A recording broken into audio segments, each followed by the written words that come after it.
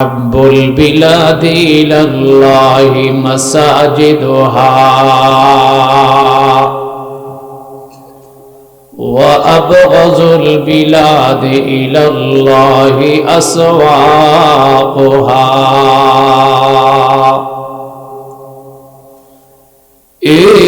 আমার দোস্ত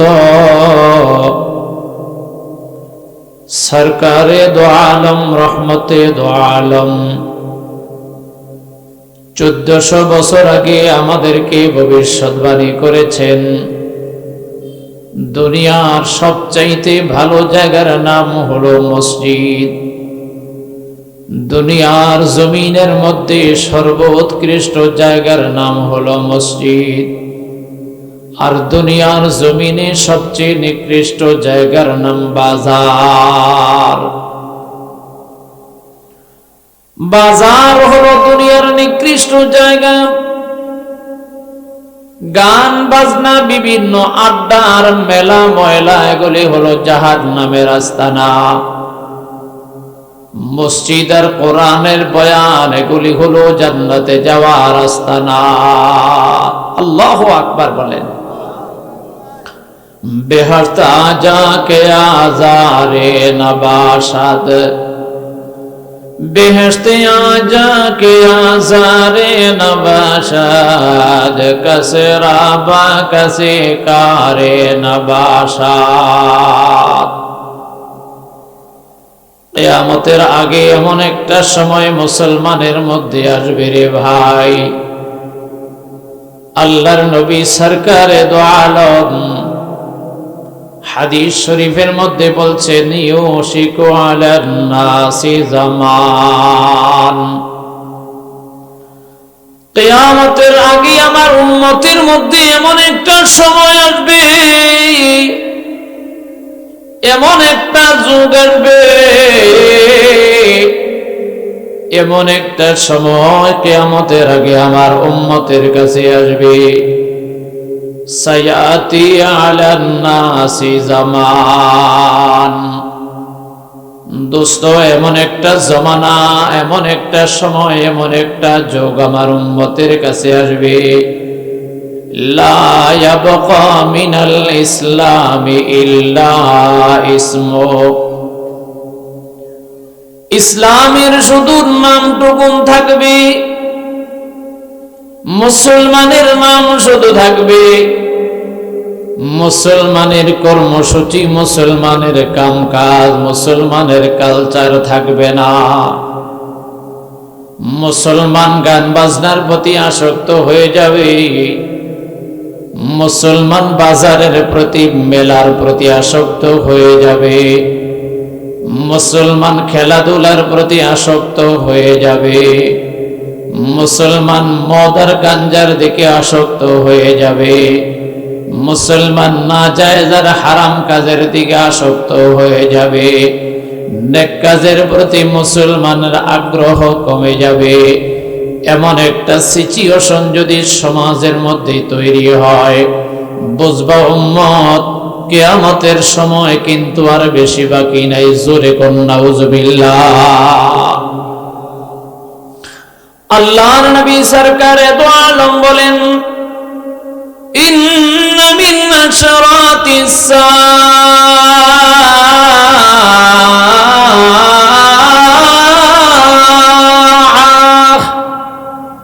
আই ইরফা'আল ইলমু ওয়া ইয়াকসুরাল জাহলু ওয়া ইয়াকসুরাজ জিনা ويكسر شرب الخمر ويقل الرجال।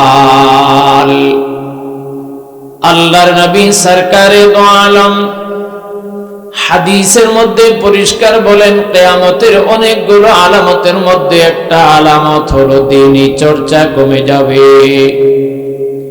আই ইরফা'আল ইলমু, কোরআনের ইলম ধীরে ধীরে উঠে যাবে, কোরআনী চিন্তার চেতনার মানুষগুলোর সংখ্যা কমে যাবে, কোরআনের আলোচনা, কোরআনের বয়ান, কোরআনের মুজাকারা কমে যাবে, কোরআনের শিক্ষা, কোরআনের প্রশিক্ষণ কমে যাবে। আই ইউরফা'আল ইলমু ওয়া ইয়াকসুরাল জাহল, মানুষ ধীরে ধীরে কোরআন থেকে দূরে সরে যাবে, আর কোরআনের বিমুখতা মানুষকে পেয়ে যাবে। জোরে বলুন নাউজুবিল্লাহ। এই জন্য দোস্ত, আজকে বর্তমানে কোরআনের বয়ানে মানুষের সংখ্যা কম। এই মানুষের সংখ্যা কমে যাওয়া, এটা কিয়ামতের পূর্ব আলামত। মানুষ কিন্তু কমে নাই। মানুষ কি কমছে? জোরে বলে। মানুষ আছে। বাজারে গেলে মানুষের অভাব নাই, দোকানে গেলে মানুষের অভাব নাই, গানের আড্ডায় গেলে মানুষের অভাব নাই, কনসার্টে গেলে মানুষের অভাব নাই, খেলার ময়দানে গেলে মানুষের অভাব নাই, দুনিয়ার বিভিন্ন রকমের আচার অনুষ্ঠানে মানুষের অভাব নাই। কিন্তু কোরআনের বয়ানে মানুষের বড্ড অভাব। আল্লাহর নবী এই জন্য ডাক দিয়ে কয়, আইয়ুরফা'ল ইলমু ওয়া ইয়াকসুরাল জাহলু। দ্বীনি জজবা, কোরআনি জজবা, কোরআনি চিন্তার চেতনাওয়ালা মানুষের সংখ্যা কমে যাবে, কোরআনের চর্চা কমে যাবে, কোরআনের বয়ান শুননেওয়ালা মানুষের সংখ্যা কমে যাবে। ওয়া ইয়াকসুরাজ জিনা, জিনা বেড়ে যাবে, ব্যভিচারী বেড়ে যাবে, মদ জুয়া বেড়ে যাবে, নাজায়েজ হারাম কাজ বেড়ে যাবে। ওয়া ইয়াকসুরা শুরবাল খামরি, মদের আড্ডাখানায় মানুষের সংখ্যা বেড়ে যাবে, চুরির আড্ডাখানায় মানুষের সংখ্যা বেড়ে যাবে, নিশার আড্ডাখানায় মানুষের সংখ্যা বেড়ে যাবে, নাজায়েজ আর হারামের আড্ডাখানায় মানুষের সংখ্যা বেড়ে যাবে।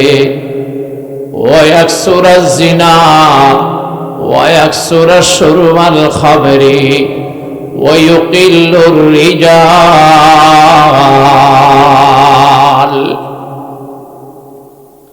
কিয়ামতের আরেকটা আলামত হলো পুরুষের সংখ্যা কমে যাবে। ওয়া ইয়াকসুরান নিসা, পুরুষের সংখ্যা কমে যাবে, মহিলার সংখ্যা বেড়ে যাবে। ও দোস্ত, মাহফিলেও যদি আপনারা খবর নেন তাহলে দেখবেন যে পরিমাণ পুরুষের সংখ্যা মাঠে ময়দানের মধ্যে আছে, তার চেয়ে কয়েক গুণ বেশি মহিলা কোরআনের বয়ান শোনার জন্য প্যান্ডেলে আছে। আসেনি? হায় হায় হায়। আমার মনে হয় আপনাদের এই এলাকায় পুরুষের সংখ্যা মনে হয় এমনিও কম। আসলে আপনাদের কি মনে হয় কম নাকি? জোরে বলেন তো। এত কম কা? কই গেল পুরুষগুলি? না মরে গেছে সব? আয় হায় হায়। যদি এই চিত্রই হয়, যদি মনে করেন যে পুরুষের সংখ্যা মৌলিকভাবে এলাকাতে কম, মহিলার সংখ্যা যদি বেশি হয়, তবে অপেক্ষা করেন, কিয়ামত আর বেশি দিন দেরি নাই।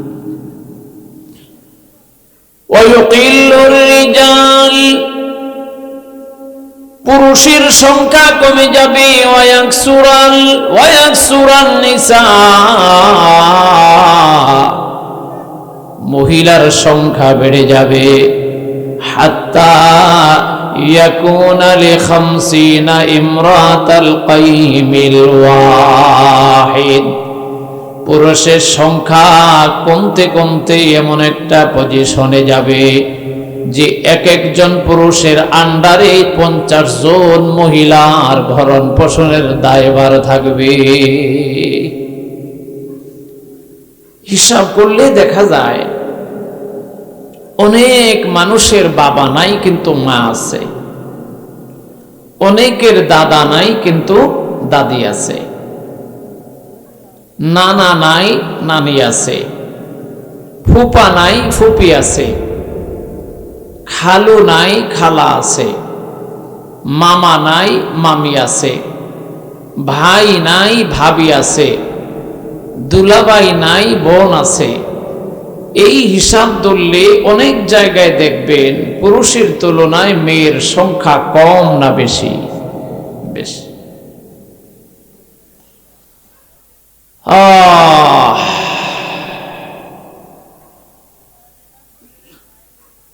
आशिकारा रोज़े महशर बाक़ियामत कारिनीस।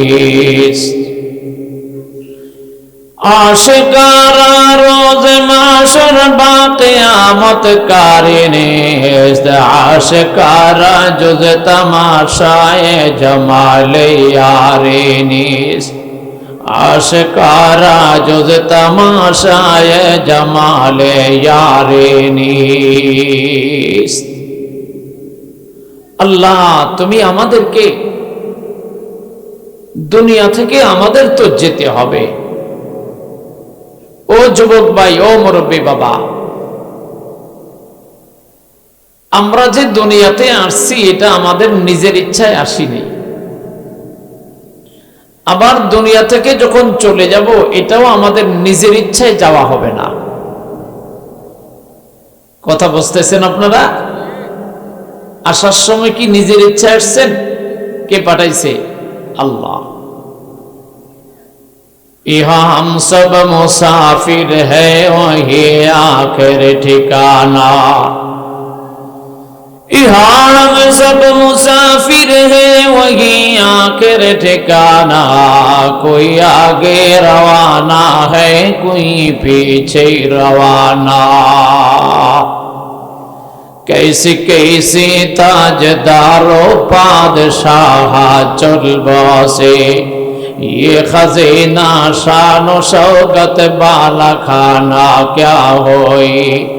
कैसी कैसी ताजदारों पादशाह चल बसे।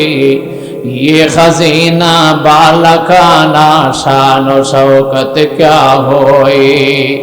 कैसी कैसी खूबसूरत रानया शहजादिया। तन बदन सब गुल गया है शक्ल सूरत क्या हुई। ओ আমার প্রিয় ভাই, কত রাজা বাদশাহ দুনিয়ার মধ্যে আসছে আর গেছে। ফেরাউনের মতো মহা পরাক্রমশালী একজন নাফরমান দুনিয়াতে আসছে আবার চলে গেছে। নমরুদের মতো মহা শক্তিধর একজন ক্ষমতাধর ব্যক্তি দুনিয়া থেকে আসছে আবার চলে গেছে। কারুনের মতো মহাধনী একজন দুনিয়াতে আসছে আবার চলে গেছে। সাদ্দাদের মতো পয়সাওয়ালা দুনিয়াতে আসছে আবার বিদায় হয়ে গেছে। ও দোস্ত, হাজার হাজার কোটি মানুষ দুনিয়াতে আসছে আবার চলে গেছে। কেউ নিজের ইচ্ছায়ও আসে নাই, আবার যাওয়ার সময়ও কেউ নিজের ইচ্ছায় যেতে পারে নাই। জোরে বলেন ঠিক কিনা? আমরা আসছিও আল্লাহ পাকের ইচ্ছায়, যাইতেও হবে কার ইচ্ছায়? জোরে বলে আল্লাহ। এই জন্য দোস্ত, ফিকিরমান মানুষের চিন্তা করা দরকার।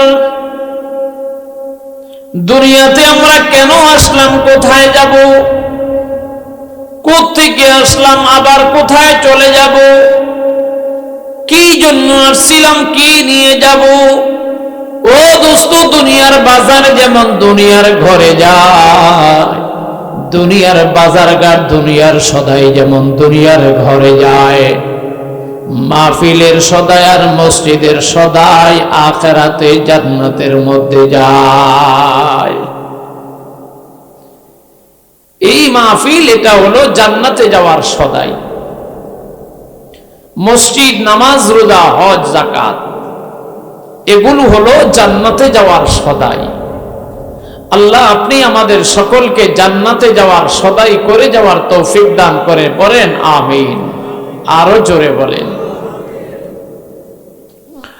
ইউশিকু আলান নাসি জামান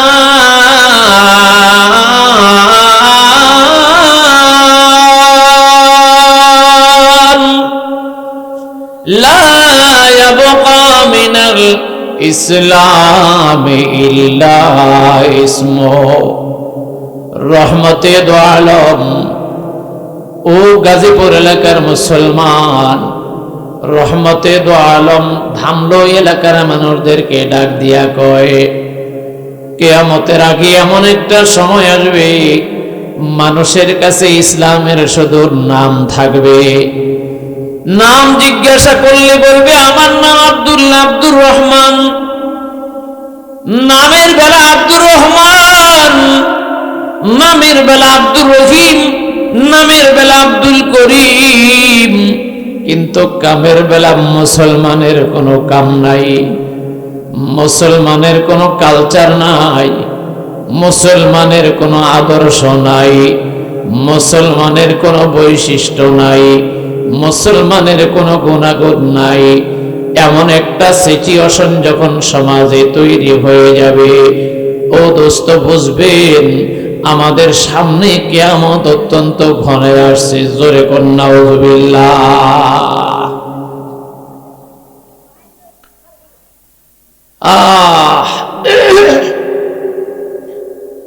আল্লাহর নবী সরকারে দো আলম বলেন, কিয়ামতের আরেকটা আলামত হলো, আল্লাহর নবী বলেন ওয়া আতাআর রাজুলু ইমরাতাহু ওয়া আক্কা উম্মাহু।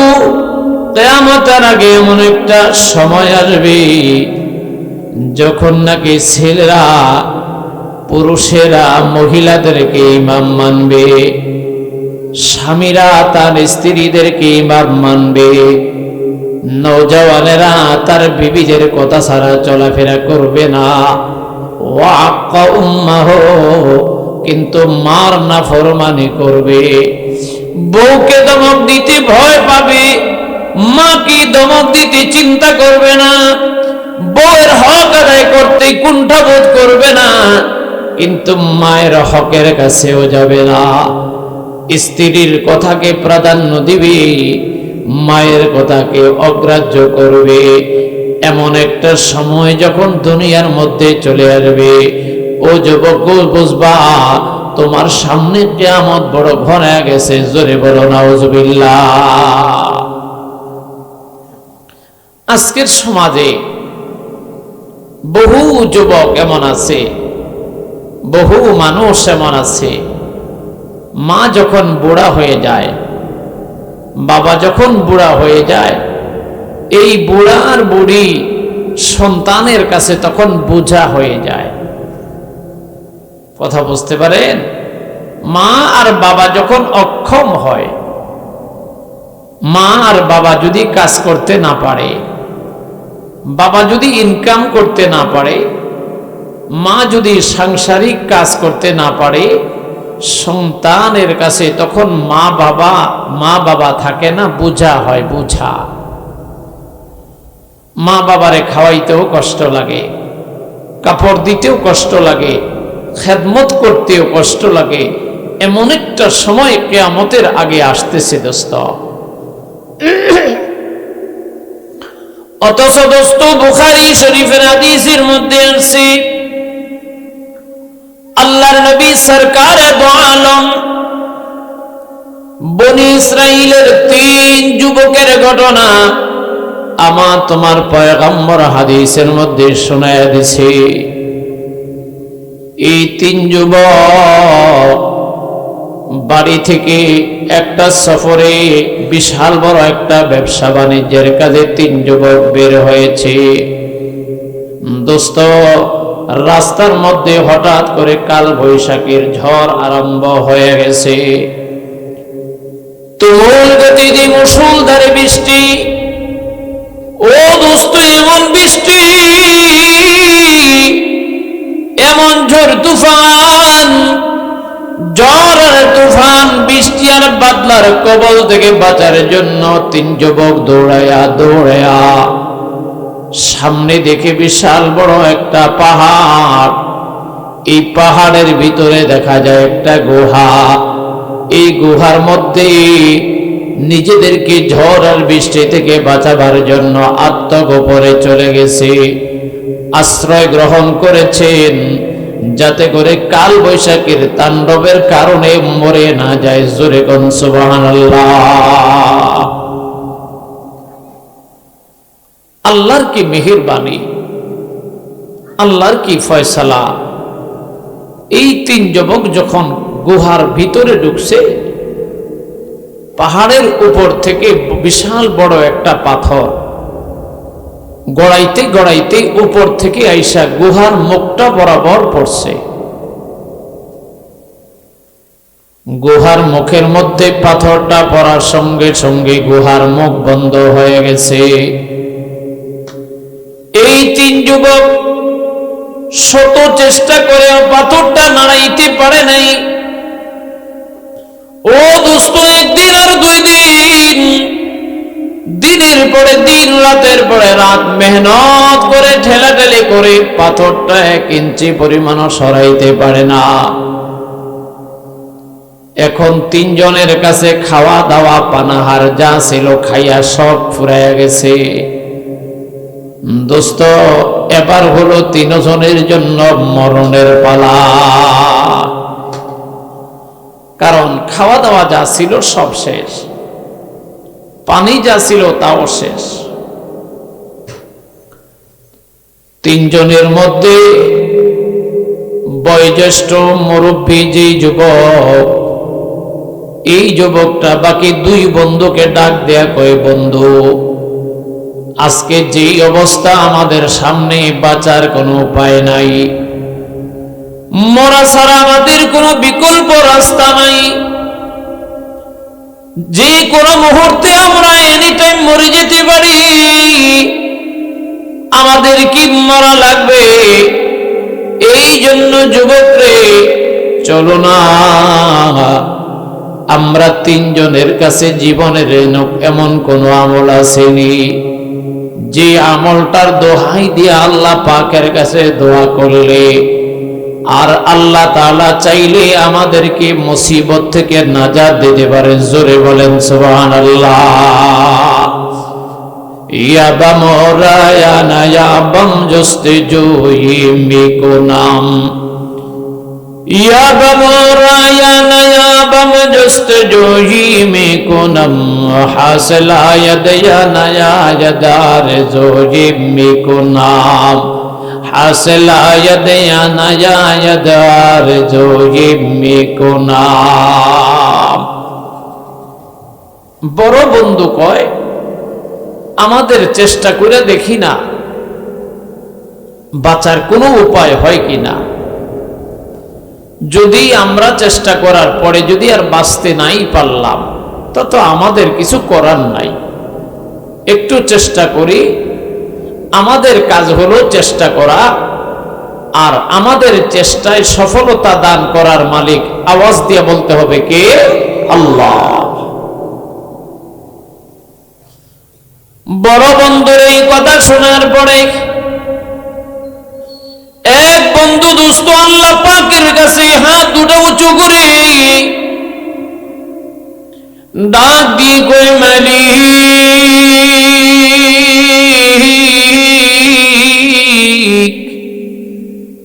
জানি না আমাদের হায়াত কতদিন বাকি আছে, জানি না আমাদের হায়াতের পরিমাণ কতটুকুন বাকি আছে। ও মালিক, যদি মরণ এই জায়গায় থাকি, রদ করার মতো ক্ষমতা আমাদের নাই, তবে চেষ্টা করে যেতে পারি, ওসিলা আমরা করব, ক্ষমার দয়া তুমি করবা। এই কথা বলে একজন যুবক ডাক দিয়া কয়, আয় বারে লাহি, আমার ঘরে একটা বৃদ্ধা মা ছিল, আমি একজন দিন মজুর, সারাদিন কর্ম করি, কাঠ কাটি, বন জঙ্গলে মেহনত করি, সারাদিন কাঠ কেটে লাকড়ি কোড়াইয়া বিক্রি করে যা উপার্জন হয় তা দিয়ে কোনোভাবে আমার জীবন যাপন হয়। আয় আল্লাহ, আমার ঘরে একটা দুধ দেওয়ার মতো বকরি ছিল রে আল্লাহ। আমার স্বভাব ছিল আমি ঘরে আসার পরে খাওয়া দাওয়ার ক্ষেত্রে সবার আগে আমি আমার মাকে খাওয়াইতাম, তারপরে আমি আমার ছেলে মেয়ে পরিবার পরিজন সকলকে খাওয়াইতাম। আয় আল্লাহ, একদিন আমি ঘরে ঢুকলাম, ঘরে ঢুকার পরে আমার মা ডাক দিয়া কয়, এ বাবা আব্দুল্লাহ, আমার পেটে বড় ক্ষুধার যন্ত্রণা পেয়ে গেছে, জলদি করে খাওয়াও। আমি আমার খাবার ব্যবস্থা করার জন্য দুধ দুহুন করতে গেলাম। দুধ দুহুন করে দুধ গরম করে আমি আমার মায়ের কাছে আসলাম। এসে দেখি আমার মা জরুরি ঘুমায় গেছে। এত রাত মাকে ডাক দেওয়া ঠিক হবে না বলে আমি দাঁড়ায় রইলাম। আমার ছেলেটা ক্ষুধার যন্ত্রণায় কাঁদে, আমার মেয়েটা ক্ষুধার যন্ত্রণায় কাঁদে।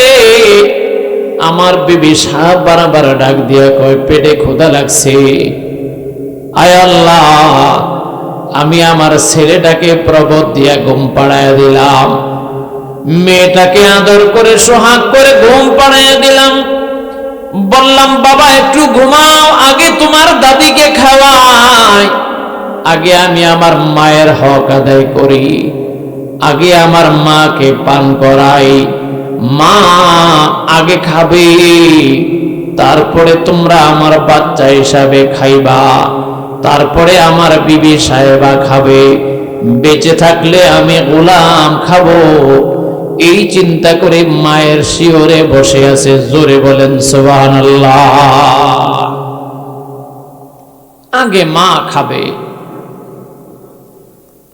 আল্লাহর বান্দা দুধের পেয়ালা নিয়ে বসে আছেন। কিছুক্ষণ পরে মায়ের ঘুম ভেঙে গেল। মা ঘুম থেকে উঠে তাকায়া চোখ খুলে দেখে ছেলেটা দুধ নিয়ে মায়ের শিওরে বসা। ডাক দিয়া কয়, হে আব্দুল্লাহ, তুমি কেন বসে আছো? ছেলেটা ডাক দিয়া কয়, মা তুমি তো আমার কাছে দুধ চেয়েছিলা খাবার জন্য, আমার আনতে দেরি হয়ে গেছে, এই জন্য আমি তোমার শিওরে বসে আছি। আমার মা দুধ পান করার পরে আমি আমার ছেলে মেয়েকে পান করাই, তারপরে আমি আমার বিবিকে পান করাই, তারপরে আমি নিজে পান করি। কিন্তু আমি আমার জীবনে মায়ের হক সবার আগে মনে করেছি, মায়ের খাওয়া দাওয়া সবার আগে ভেবেছি। আগে মা খাবে, তারপরে আমরা ছেলে মেয়ে পরিবার পরিজন আমরা খাবো। আয় আল্লাহ, ওই দিন মা আমার জন্য দোয়া দিয়েছিল, আয় আল্লাহ, আমার ছেলেকে তুমি দুনিয়ার বিপদ থেকেও বাঁচাইয়া দিও, মরার পরেও তুমি আমার ছেলেকে জাহান্নাম থেকে বাঁচাইয়া দিও। আয় পরওয়ারদিগারে আলম, আমি তোমার কাছে দোয়া করলাম, এমন একটা বিপদের মধ্যে পড়ে গেছি, বাঁচার আর কোনো উপায় নাই। তিন বন্ধু মিলে পাথরটা ধাক্কা দিয়ে সরাইতে পারলাম না। খাওয়ার দাওয়া পানাহার যা ছিল সব ফুরাইয়া গেছে। এই পরওয়ারদিগারে আলম, বাঁচার আশা আমি ছেড়ে দিয়েছি। এই জন্য এ রব্বে কাবা, তোমার কাছে আমার চাওয়া, তোমার কাছে আমার আকাঙ্ক্ষা, দয়া করে মেহেরবানি করে আমার মায়ের দোয়ার বরকতে আমাদেরকে মুসিবত থেকে নাজাত দিয়ে দাও। জোরে বলেন আমিন। এই দোয়া করার পরে যুবক তিনটায় তাকায় রয়েছে। হঠাৎ করে দেখি গুহার মুখ থেকে এই বিশাল পাথরটা 3 ভাগের 1 ভাগ দূরে সরে গেছে। সুবহানাল্লাহ পড়েন, আরো জোরে পড়েন। খেদমতে মাদর পেদর কোন সুবহ শাম, খেদমতে মাদর পেদর কোন সুবহ শাম, তাকে বাসি দর দো আলম নেকে নাম। খেদমতে মা দর পে দর করে ইখতিয়ার, তাকে বাসি দরদ আলম বখতিয়ার। এই জন্য আল্লাহ তাআলা সূরা তাহার মধ্যে বলেন, মা আনজালনা আলাইকাল কুরআনা লিতাশকা। এই নবী মুহাম্মদ সাল্লাল্লাহু আলাইহি ওয়াসাল্লাম, আমি আপনার উপরে কোরআন নাযিল করলাম। কোরআনের দ্বারা, এই কোরআনের তেলাওয়াতের দ্বারা আপনার ভাগ্য কোনোদিন বিলম্বিত হবে না। কোরআন এই জন্য নাযিল করি নাই, কোরআন পড়লে আপনি ভাত পাবেন না। কোরআন এই জন্য নাযিল করি নাই, কোরআনের কারণে সমাজের কাছে আপনি দাম পাবেন না। কোরআন এই জন্য নাযিল করি নাই, আপনি সারা জীবন কষ্টে জীবন যাপন করবেন। কোরআন এই জন্য নাযিল করি নাই, সমাজের মধ্যে না খায়া মারা যাবে। রব কয় কোরআন এমন একটা দামি কিতাব, এই কোরআন যার সিনার মধ্যে থাকবে তাকে আমি দুনিয়াতে দামি বানাবো, আখিরাতে মরার পর দামি বানাবো। জোরে গুন সুবহানাল্লাহ। ও দোস্ত, এই কোরআনের চর্চা যতদিন থাকবে, কোরআনের আলোচনা মুজাকারা যতদিন থাকবে, কোরআনের বয়ান আর প্রশিক্ষণ, তালিম আর তাআল্লুম, এই তাদরিস যতদিন থাকবে, এই কোরআনের বাগান, কোরআনের শিক্ষা প্রতিষ্ঠান যতদিন থাকবে, ইনশাআল্লাহ ততদিন কিয়ামত আসবে না। চিল্লে বলেন সুবহানাল্লাহ। আমার দোস্ত, রাত অনেক বেজে গেছে, 12টারও বেশি হয়ে গেছে। লম্বা আলোচনা আমি আর করতে চাই না, শুধু কিয়ামতের 2-3টা আলামত আমি বললাম। খেয়াল রাখতে হবে আমাদের আমলের কারণে দুনিয়ার ভিতরে যেন গজব নাজিল না হয়।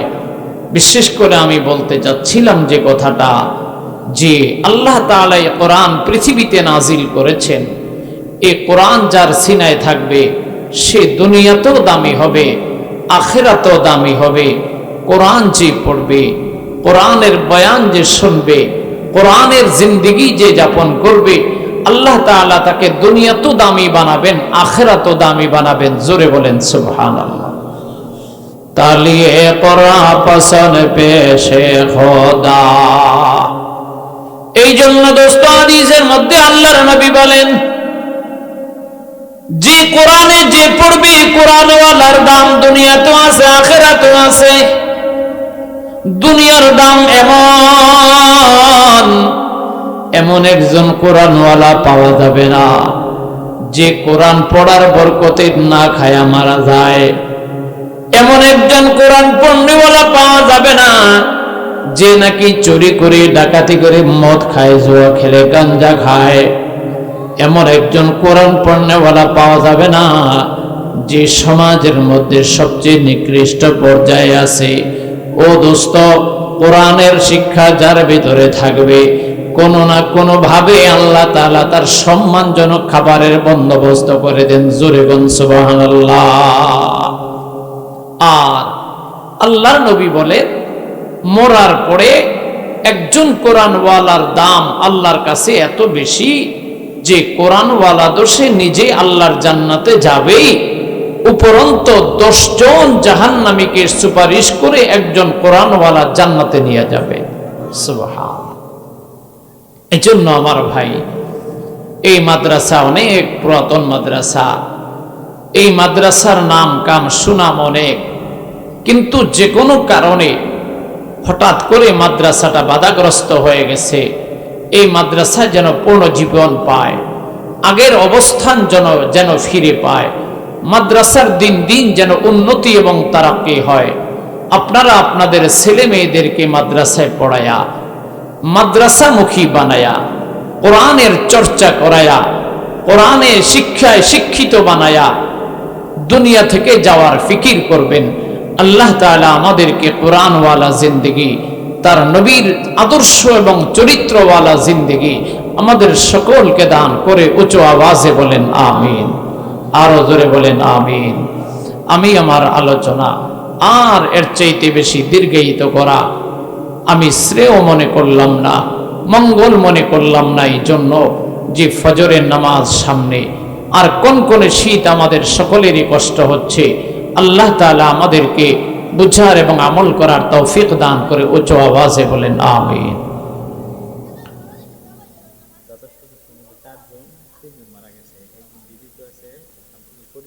আল্লাহ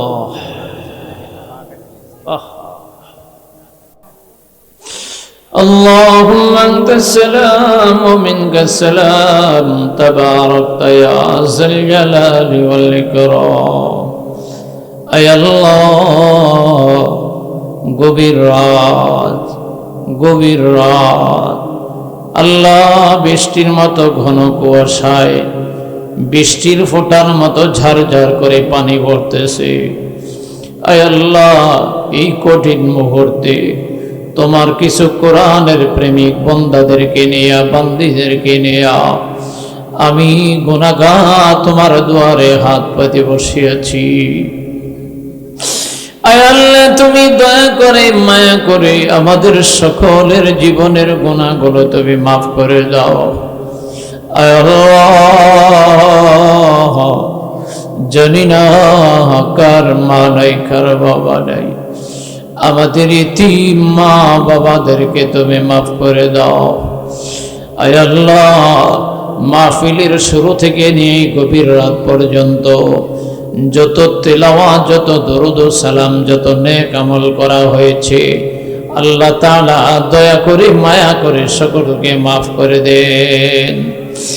এই পরওয়ারদিগারে আলম, আয় আল্লাহ, তোমার নবীর ঘর মাদ্রাসা, আয় আল্লাহ, মাদ্রাসার বার্ষিক মাহফিলের সমাপনী মুহূর্তে তোমার দুয়ারে আমরা কতিপয় গুনাহগার বড় আশা নিয়া ভিক্ষুকের মতো হাত পেতে বসে আছি।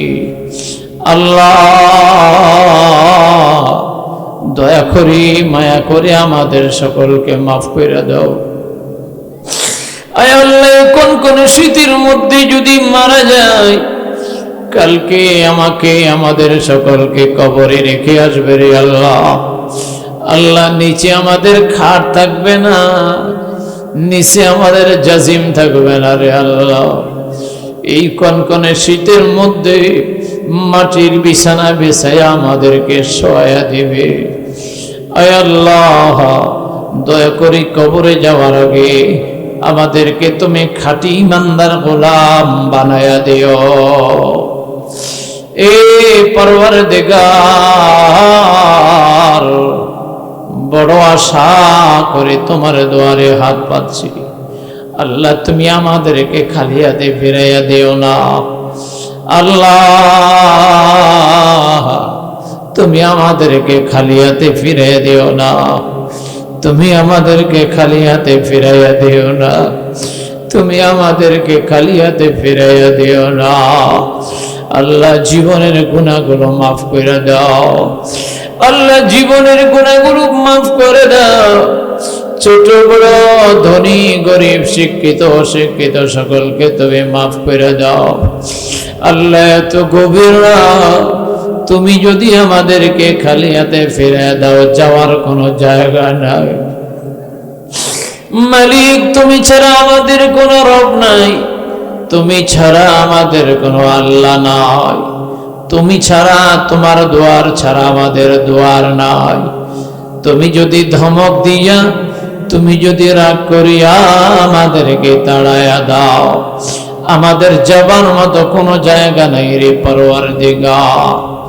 এ পরওয়ারদিগারে আলম, তোমার রহমার করমের ওসিলায় আমাদেরকে মাফ করে দাও। পর্দার আড়াল থেকে অসংখ্য মা বোনেরা দোয়া চেয়েছেন রে আল্লাহ। আল্লাহ, অনেক ভাই বোনেরা দোয়া চেয়েছে। আল্লাহ, সকলের মনের নেক আশা তুমি পুরা করে দাও। আয় আল্লাহ, মাদ্রাসার দানবীর অতিথি বৃন্দ, জায়গা দানকারী সহ আশপাশ এলাকার যত মুসলমান মুর্দেগান মুমিনিন দুনিয়া থেকে চলে গেছে, আল্লাহ, তাদের কবরগুলো তুমি জান্নাতের বাগান বানায়া দাও। আল্লাহ যারা বেঁচে আছে তাদের হায়াতে তুমি বরকত দিয়ে দাও। মাওলা রে, এই ঘন কুয়াশার মধ্যে চলাচল বড় কঠিন হয়ে যায়। আল্লাহ রাস্তার অ্যাক্সিডেন্ট থেকে, রাস্তার দুর্ঘটনা থেকে, আপদের বিপদ থেকে আমাদেরকে হেফাজত করে সহি সালামত মানাফিয়তের সঙ্গে আমাদের প্রত্যেকের গন্তব্যে পৌঁছবার মতো তুমি তৌফিক দিয়ে দাও।